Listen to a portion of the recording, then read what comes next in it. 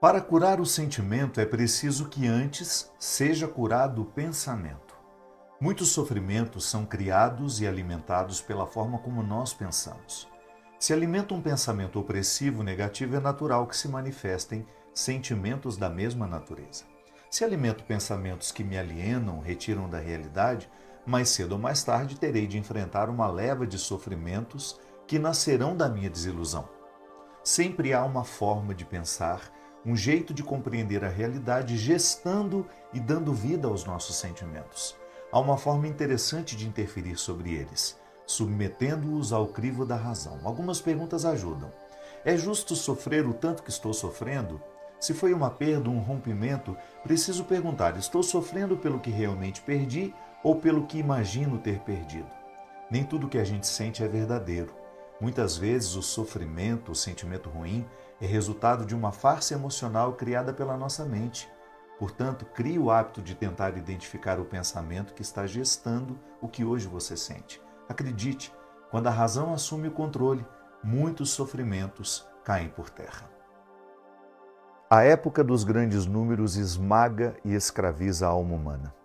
A necessidade de se alcançar números estratosféricos nas redes sociais e na vida funciona a partir dos mesmos mecanismos da dependência química. Estamos viciados em cliques, comentários e curtidas. A insanidade é tão grande que há pessoas que compram falsos seguidores, falsas repercussões. Sim, podemos ficar viciados em números. Podemos fazer a nossa satisfação pessoal depender das quantidades que alcançamos. Tudo sob o comando da fugacidade. O resultado de hoje nos alimenta por algumas horas, dura até que a sede da necessidade de reconhecimento volte a secar a boca de nossos afetos. E porque passamos a identificar o valor que temos com os números que alcançamos, tendemos a desprezar quem somos quando os números não correspondem à nossa expectativa. Quem vive o ciclo vicioso dos números sabe o quão cruel é o vazio que se estabelece. Portanto, não faça o seu valor depender do número de curtidas, visualizações e comentários. Afinal de contas, o que realmente preenche o seu coração é o amor que você recebe e oferece às pessoas que realmente estão ao seu lado. É muito fácil a gente se acostumar com os problemas que tem, criar uma justificativa que nos desobrigue de construir uma solução. No Evangelho de hoje, Jesus cura um homem que há 38 anos estava doente. De acordo com a tradição religiosa, no lugar onde ele vivia existia uma piscina com poder de cura. O anjo agitava as águas e a primeira pessoa que entrasse nela ficava curada. Jesus perguntou: mas por que você nunca entrou? Ele disse que não havia ninguém que pudesse conduzi-lo até as águas. Será que durante 38 anos nunca existiu uma alma caridosa? Ou aquele homem havia transformado a sua enfermidade numa desculpa para viver recebendo a atenção das pessoas? Parece contraditório. Não tem alguém para levá-lo para as águas da cura, mas conseguiu doações durante todo este tempo para sobreviver? O fato é que a presença de Jesus despertou nele o desejo de mudar. Reconheceu que não fazia sentido não fazer o caminho que poderia libertá-lo de sua enfermidade. Nós também somos assim. É sempre um perigo não querer a solução para os nossos problemas, pois transformamos os nossos problemas numa solução para a nossa vida. Há pessoas que não querem a cura, preferem as artimanhas que constroem com a manutenção da doença. Não faz sentido viver assim, pois nos tornamos um peso para nós mesmos e para os outros.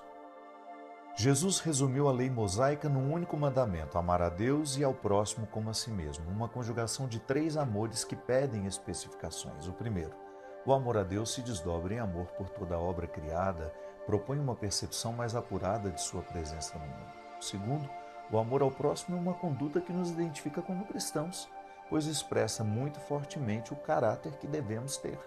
É a experiência do amor inclusivo, livre e desinteressado. Não se trata de amar somente os amigos, as pessoas que nos são agradáveis. O terceiro, o amor a si, não pode ser separado do amor ao próximo, pois ele acontece no mesmo movimento existencial. Costumamos oferecer ao outro aquilo que em nós é farto. Se tenho amor e respeito por mim, é natural que eu tenha o mesmo pelos outros. A tríade proposta por Jesus não é um conselho somente para religiosos. Ateus também podem viver o mesmo, ainda que o amor a Deus receba outra nominação. Há ateus que experimentam a transcendência nas artes, na vida intelectual, numa ética altamente elevada. Do amor ao próximo e a si mesmo, ninguém está livre. Crentes e descrentes precisam observar o preceito. A vida em sociedade seria inviável se não o fizéssemos. Nós, religiosos, somos o lugar por excelência do testemunho. Se não tivermos disposição para os 3 pilares do amor, nós precisamos rever a nossa adesão ao cristianismo. Não é possível fazer o bem praticando o que é mal. Esta é uma questão que aparece no Evangelho de hoje. Após expulsar o demônio de um homem mudo, algumas pessoas acusaram Jesus de tê-lo feito em nome de Beelzebú. Ele aproveitou da situação para falar do valor da coerência. No avesso do texto, há uma estreita ligação com outra premissa evangélica. Pelos frutos conhecereis a árvore. Um convite a um olhar mais apurado sobre o agir humano, numa tentativa de nele identificar coerência ou não. Quando não estou movido pelo arrependimento, por exemplo, o perdão que peço e concedo não faz efeito. Se a caridade que faço não é gratuita, pois ela é o resultado do meu desejo de aparecer, despertar admiração, receber algo em troca, ela não cumpre o seu efeito. A maturidade espiritual nos faz querer a coerência que Jesus recomenda. Eu não posso tentar minimizar a presença do mal no mundo com atitudes que também estão impregnadas de maldade.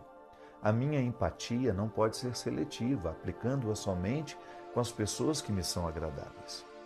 O Evangelho de hoje nos lembra que não podemos ser bons e maus ao mesmo tempo. Ou estamos do lado dos que expulsam os demônios, ou estamos com os demônios que precisam ser expulsos. Toda escolha que fazemos repercute.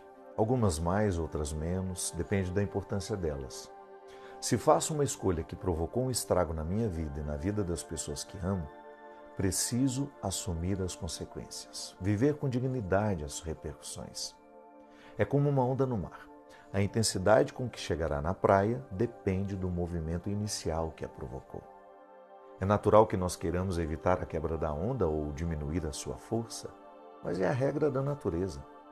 As regras da vida também não podem ser mudadas. Tudo que escolhemos viver vai repercutir. Portanto, quando a vida lhe convidar a lidar com as consequências de suas escolhas, tenha a sabedoria de descobrir a forma mais adequada à sua capacidade de suportar. Não pese mais nem menos. Não aumente a sua dor acordando culpas, autopunições, mas também não caia na tentação do papel de vítima. Aconteceu, errou na escolha, não foi só você. Todo mundo erra, todo mundo comete equívocos. Busque dentro de si a presença de Deus, permita que o seu manto sagrado lhe ofereça o conforto que fortalece, reanima e restaura. Veja bem, só há uma forma honesta de lidar com as consequências da vida. É estando de cabeça erguida. Você vive à flor da pele? Ouse descer alguns centímetros. Tem o hábito de focar no que você quer? Experimente descobrir o que você precisa. Nem sempre o que você quer coincide com o que você precisa. O que você quer costuma orbitar na superfície, ao passo que o que você precisa mora nas profundezas e requer um mergulho interior para ser decifrado. Os estímulos sociais que recebemos dificilmente facilitam a vida interior. Somos excessivamente estimulados ao fútil, ao descartável, ao entretenimento que entorpece, mas não resolve as nossas questões. Com as festas, atividades dispersivas, empurramos com a barriga os conflitos que não deixamos vir à luz, mas não são resolvidos só porque os calamos. A alma tão sem brilho e sem cuidado vai se atrofiando, adoecendo corpo e mente. Daqui a um tempo, quando cessar a nossa habilidade de sermos homens e mulheres movidos pela pressa, quando nossa disposição já não permitir as fugas sociais, pois o corpo tem limites intransponíveis, tudo o que calamos gritará e pedirá interpretação. Um tribunal se erguerá dentro de nós e nós seremos quem acusa, quem defende, quem julga. O processo de nossa vida estará em nossas mãos. Seremos absolvidos ou condenados pelo que escolhemos viver. A palavra que pode mudar a nossa vida não é inédita, não é algo que nós nunca tenhamos ouvido antes.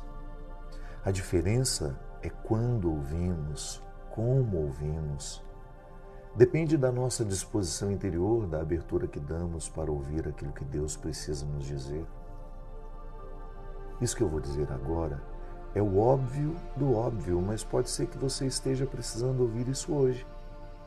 Pode ser que o seu entendimento esteja pronto agora. Vamos lá. Escolha sempre a autenticidade. Ela fará a seleção natural dos que deverão ou não seguir ao seu lado. Recuse o fardo de querer agradar a todos. É perda de tempo. Buscar a unanimidade pode gerar escravidão. Bom mesmo é estar com os que não lhe imaginam, com os que escolheram conviver com a sua verdade. No mundo há bilhões de pessoas. Por que insistir em ficar ao lado de quem não valoriza a sua essência?